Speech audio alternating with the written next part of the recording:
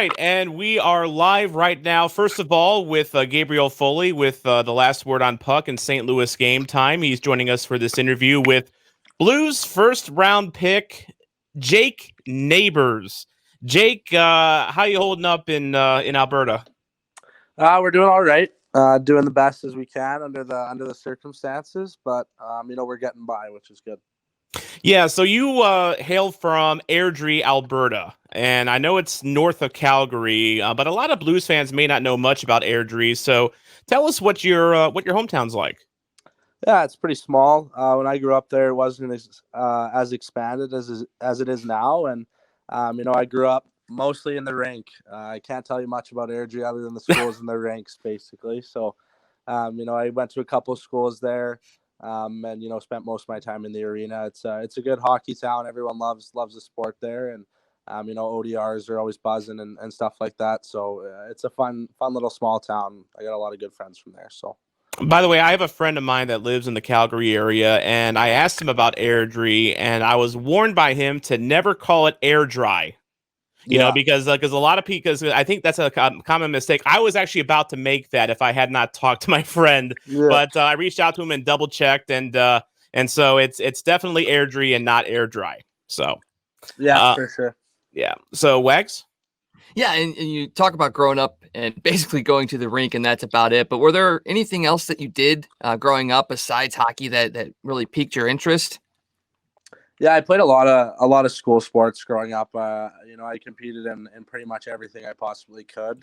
When I was in middle school and junior high type age, and other than that, I scootered for a bit. I walked everywhere I went because everything was, a 15-minute walk max when I grew up there, and me and my buddies were very active. We go biking, stuff like that. So I was a kid who spent all my time outdoors and, in the streets playing street hockey or whatever it may be. So I think that's probably the biggest thing I remember from Airdrie is kind of those type of memories too as well. So what got you into hockey as a youngster? Yeah, it was my dad. My dad played a little bit of amateur pro over in Germany and played hockey throughout his years as a kid. And so he kind of introduced me into the game when I was about 2 years old, actually. And, started skating when I was 3 and I was playing when I was 4. So, I just fell in love with the sport instantly. My brothers, they loved it as well. And it was just a big thing for our house was to sit down and watch hockey games every night. And, as a young kid, you kind of fall in love with that. So, and ever since it's history. So. Now, for us growing up, Brett Hall was our guy here in St. Louis, and I'm sure you're going to get a chance to interact with Mr. Hall a lot in your time here in St. Louis. It's a blast, and we've never made it to anywhere close to the pros. I play locally, but I'm nowhere near being good. But who was your hockey hero growing up? I mean, it's probably someone we know, but who was your guy that you looked to as a kid? Yeah, mine was Jordan Eberle. I was a big Oilers fan. Always have been. My family loves the Oilers, so I kind of just grew up. I'm a kid from the wrong side of town, liking the wrong side of the Battle of Alberta. So, but when Jordan Eberle scored that goal, his first NHL goal, it was kind of that moment. I really enjoyed watching him as a kid, and I wore 14 my entire career basically because of him. So. And now I get the chance to work out with them and skate with them in the summers, which is pretty cool. So I'd have to go with Eberle for my childhood hero. So what's that like playing and training with your childhood hero? Yeah, it's crazy. I can't even really put it into words. It's, definitely surreal. We have conversations, pretty much, I'd say 80% of the time I see him in the gym or something like that. And, getting to play with him on the ice and things in little battle drills and stuff like that is so fun. And, he's a great player and, it's pretty surreal, honestly. I'm still just an 18-year-old kid getting to play with my childhood hero. So it was pretty cool. Now, you're noted as a physical player. When do you think that side of your game started sprouting up? And when was your first fight? Obviously, you've been in a few in the WHL, but when was that first one? Yeah, I think the physical side kind of was bred from my father as well. He always told me to try and use my body to my advantage. And I guess kind of right when I got into would have been Bantam first year. I think was the first year I would have been hitting, legally at least. Was it really ramped up there when I wasn't getting penalties for body checking anymore. So, but I'd say I've always been a physical kid. My penalty minutes were always high in minor hockey and things like that. So, but yeah, my first fight.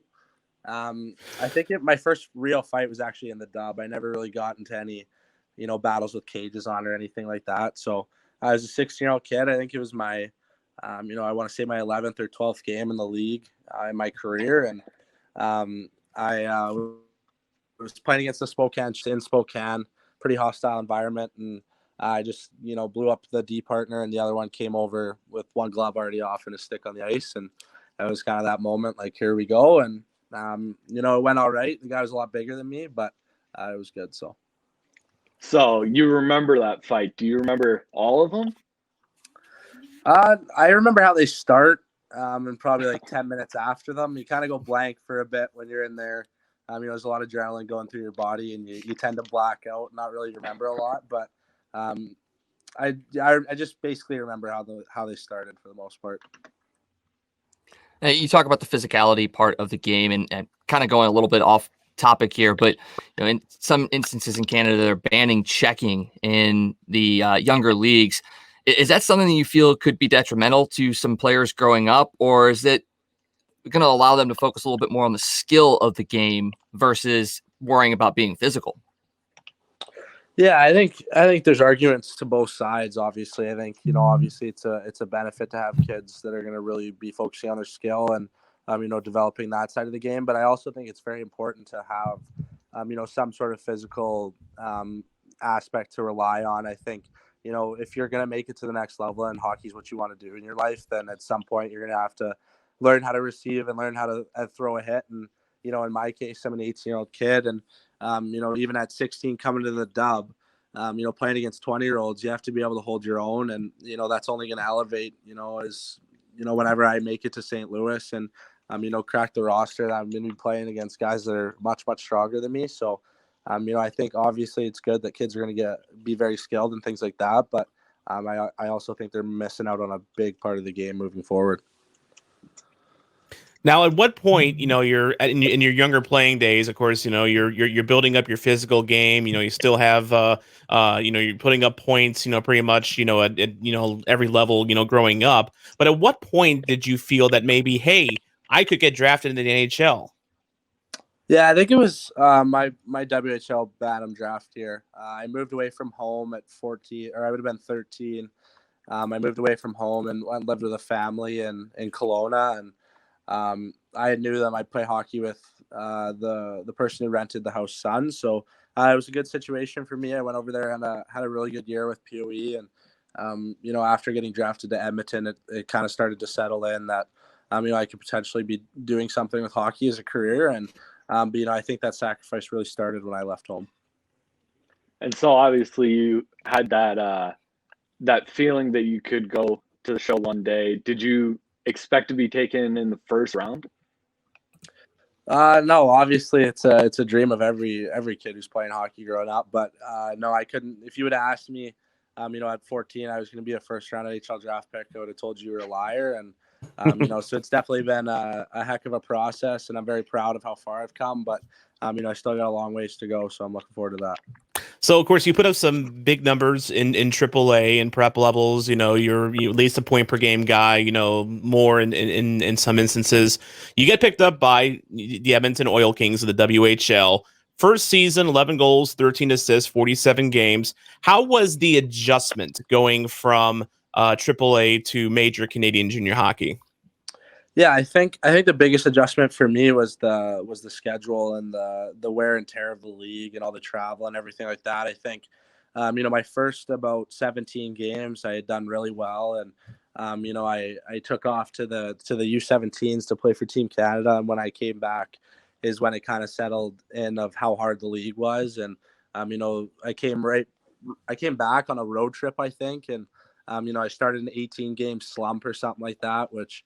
And then at the end of that 18-game slump, I get in a fight, separate my shoulder. I'm out for, a month. And then my first game back, I hit a guy from behind and get suspended 4 more games. So that's, basically 2 more weeks out of the lineup. So there was a good chunk of the season there that there was a lot of adversity I had to face. And it was kind of a wake-up call for me that, this league isn't easy. It's, a huge adjustment from midget. So, after that point on, when I returned from that suspension, I think, I had a good playoffs, and then obviously that carried through to my 17-year-old year, and, just get more comfortable as time goes by. So.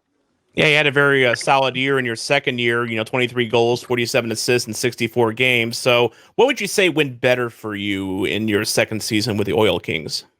Obviously, opportunity is a big part of it. I think, I was trusted a lot more as a player, under the coach of Brad Lauer. And then obviously just with comfortability, I think that going to the Eastern Conference finals that year as a 16-year-old is huge for experience moving forward. And, just coming back, I knew I had a bigger role to fill. We lost a lot of our top scorers, and, I just tried to take the opportunity I got and run with it. And, I think as the games got on, I got more comfortable and more confident, and it just escalates from there. We've got some listener questions for you as well. And this kind of go back to the draft. Bluenotes listener Tim Goodman asked, what was it like to get that call from the Blues? Yeah, it was surreal. Kind of when I was waiting around, I was having some camera issues right before St. Louis was picking. And then I was on the phone trying to fix my camera. And then all of a sudden, somebody screamed to get off the phone with me. So I was a little nervous and I didn't really know what was going on. And then when, I saw on the TV that I'd officially been picked by St. Louis, it was so surreal and, an unreal moment for me and my family. I don't really know how to describe it. And, once I got the call from Doug Armstrong and, talked to a couple of the players over messages, it really started to sink in. And, it's absolutely amazing. And I'm very proud of where I went and very happy. So. And Robert Thomas, go ahead, Gabriel. Sorry, I'm sorry. You said you talked to a few guys over messages. Who all reached out to you? Yeah, Braden Shan texted me, and then the head coach Craig Berube reached out as well, and Ryan O'Reilly as well, and then the next day on day 2 of the draft, Tarasenko FaceTimed me, so that was pretty cool. So. That's a awesome. pretty good set of guys to get in contact with. Yeah, seriously. Yeah, it was super surreal, and I still can't believe I have their contact in my phone. Even it's kind of weird. So. Yeah, we've all been there. Our contact list isn't as high up as yours, but yeah, we know how that feels. Yeah. Robert Thomas the Tank on Twitter asks, Jake, obviously being drafted by the 2019 Stanley Cup champion had to have been very exciting. But were there any other teams that you were possibly hoping for? Obviously, Edmonton probably crept into your mind, but were there any other teams that you were kind of hoping for? I mean, not really. I think, with how I was slotted in the draft and kind of the projections around me, I wasn't too sure in the area I was going to go. I think I was more on the side of, I was just really hoping I'd get taken on day 1 and, didn't really have to worry about it on day 2 as much. So, but, obviously I think Anaheim was picking around there. That'd be a great place to play, obviously some great weather and, a good spot, good fans. So, you could say good things about every team in the league realistically, but, I'm very happy with going to St. Louis. So. And finally, back to listener Tim, who is the team you hate the most and why is it the Blackhawks? I on draft day, I did a podcast with a couple St. Louis guys as well. And they asked me what my favorite teams were growing up. And I said Chicago and they weren't too happy about it, but I totally forgot that was a rivalry. So. Yeah, you'll definitely get that ingrained, very early on. You're supposed to hate the Blackhawks with every fiber of your being, here in St. Louis. So you'll definitely get that hammered home for you. But back to the draft. So had you and your agent had any contact with the Blues before you were drafted? Were they a team that you were thinking might pull the trigger on you? I wasn't too sure. I had talked to St. Louis a couple times and had several meetings with them and, talked to, a couple of different staff members on the team. So, I knew that they had high interest in me and that they really liked me as a player and, we're curious on who I was as a person. So, obviously that's an indicator that, a team's interested and they were slotted in an area that, was, kind of around where I thought I was going to go. So, it was just, I think 26 was definitely the pick we were looking at the most as myself and my family was, we thought that they had the most interest. So, I wasn't for sure, like no one told me that I was going to St. Louis, but, definitely thought they were one of the front runners. So obviously you ended up in St. Louis, a recent Cup champions, great, just the best fan base in the league. And they've really embraced the style of Craig Berube, head coach who made a living being a physical, tough, gritty fighter in the league. And you've kind of seen that same play style imposed in St. Louis. How does it feel to join an organization that's put so much faith into Berube style and is embracing your style as more of a physical player? Yeah, it's obviously awesome. I think, it might be one of the reasons that, I was selected to St. Louis. They like my style of play and think I could fit in well. And, I would agree with that statement. I think that, I'm definitely a player who likes to obviously play with the puck and create offense and be reliable defensively. But at the same time, have that physical aspect to my game and be a bit of a pest out there. So, I've watched a lot of St. Louis video and watched a lot of their games over the years, and especially during their Cup year. And, I really like the way they play, and I think I'd fit in well. So I'm excited. Good deal. And just in terms of this season, obviously the CHL as a whole is kind of a mess right now. The QMJHL just suspended play for a bit.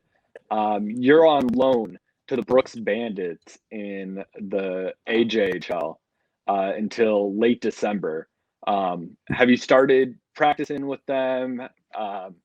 When are we going to get to see you step on the ice with them? And just how's that experience going as a whole? Yeah, so I actually ended up going to Brooks, and I went and watched two of their exhibition games and then started practicing with the team. And then we found out that just there's some complications with the colleges and things like that. I wasn't able to play just because I'm now signed with St. Louis. So there was some complications about my contract and things like that. So it turns out I'm not going to be able to get to play, but I did get to go down there for 10 days. And, Brooks is a first-class junior A, team and organization. And, I had fun while I was down there, and, it was good. So. Do you think being around – oh, I'm sorry. Go ahead, Gabriel. Do you think being around guys like I know Corson Kuhlmans is down there. He's projected to be a top-end defensive prospect in 21. Ozzy Weisblatt, I think is how you say his name, first-round pick to the Sharks. Do you think being around those guys and getting that experience helped at all, or was it more just getting back on the ice and getting your legs moving again? Definitely for sure. I knew Corson going into it. I had skated with him a couple times during the summer down in Edmonton before I went to Brooks. So I kind of knew him, and, I was talking to him a bit about the draft and things like that and what to expect, trying to, give him some advice, help us in any way I could. And then obviously with Oz, we basically spend every single day together during the summer. We train together, skate together, and, our best friends. So getting to be around a guy like that 24/7 is definitely good. We learn from each other, and, it's a good relationship we have. We're very competitive. We don't like losing against each other, whatever it may be. So, it's definitely a good friendship to have, and creates competition in everyday life, which is good. Do you? It helps that he's on the Sharks, and the Blues and Sharks rivalry is growing big time up here. Yeah. I think sorry. if Oz and I were to end up on the roster and playing against each other, it would probably amplify the rivalry a little bit. Do you hold over him that you were drafted above him? I think 5 picks above him. Yeah, I think I haven't really. I think it might be still too soon for that, but maybe I'm definitely going to use it if I ever need to, for sure. I think a good. I had him in the WHL draft, and so I was a little nervous about this one.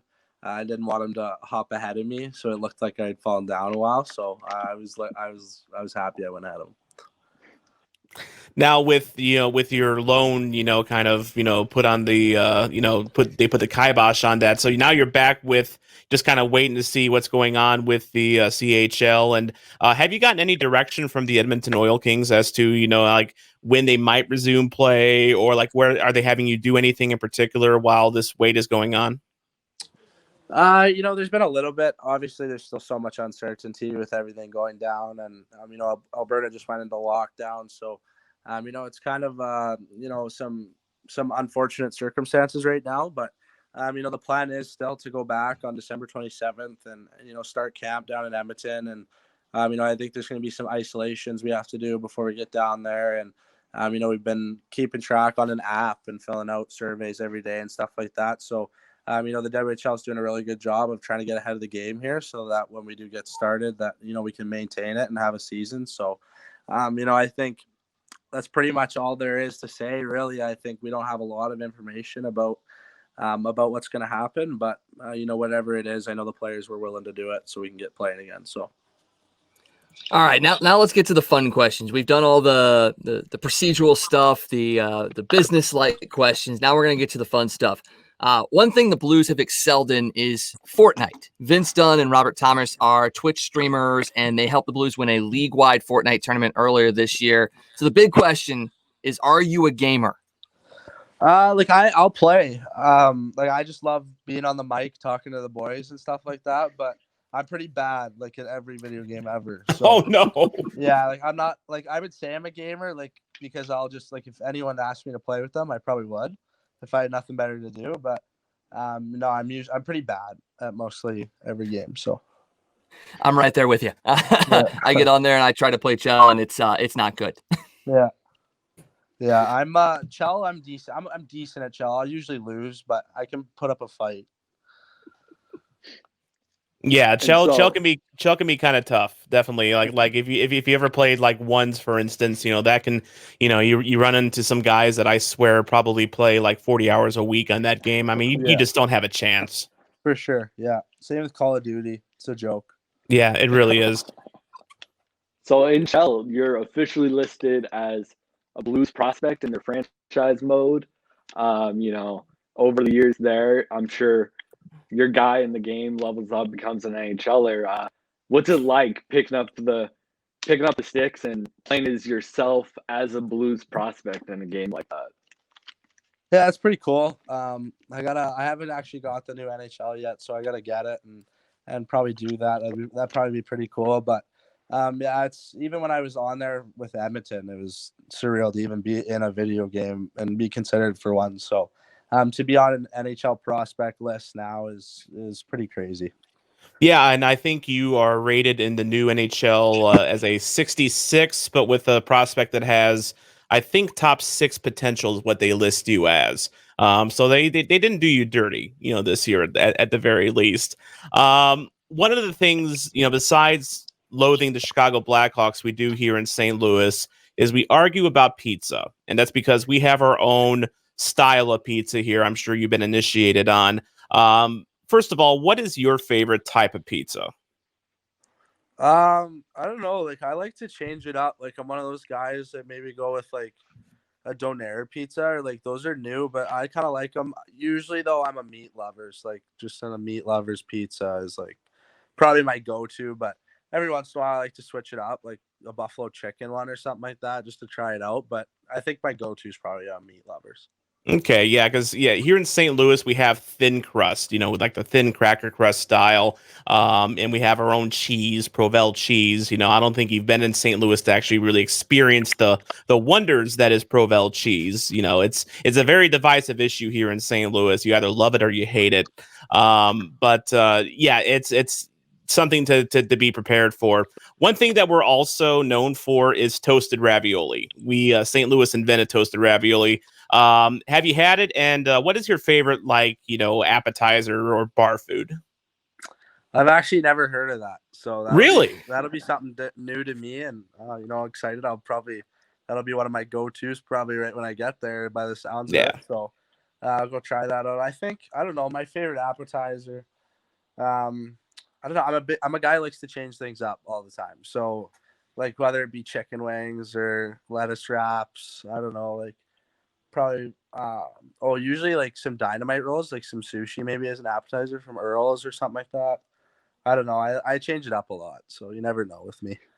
All right, Tom, you threw out bar food. You got to remember, he's 18. Well, yeah, but my dad dragged me to a few bars when I was in my teens. I mean, you don't drink the beer. I mean, but you enjoy some of the, bar fare. I mean, that's you can still do that here. So, Well, and we'll definitely take you out to find the best toasted ravs, because that's going to be a segment on our show coming up in season 2. We're going to be touring St. Louis for the best toasted ravs. So if you need some guidance or some wingmen to get you some good toasted ravs, you just let us know. We'll hit you up. Sounds good. That sounds good. Alrighty, Jake. Well, you've been very gracious with your time. We thank you so much for coming on. And I guess, do you have like a final message for Blues fans? I mean, just if there's one thing you can say to Blues fans that are waiting to see you play, what would you say? Yeah, just that, I'm a guy who likes to work hard. You're going to see a lot of effort out of me every time I'm on the ice. And I'm very, very excited to get out there whenever that may be and get to meet some of the fans and, get to go on the ice in front of you guys. It'll be super exciting. Something I'm looking forward to. So.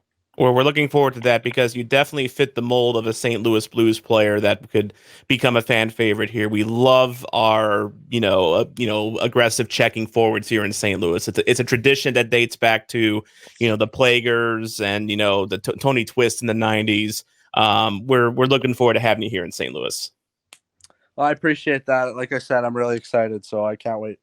Yes, sir, I'm a Blues fan. Yes, sir, I'm a Blues fan. Heartbreak's all I knew, man. That team from old St. Louis, man. Got a cup in here, 52, man. Give me a Let's Go Blues.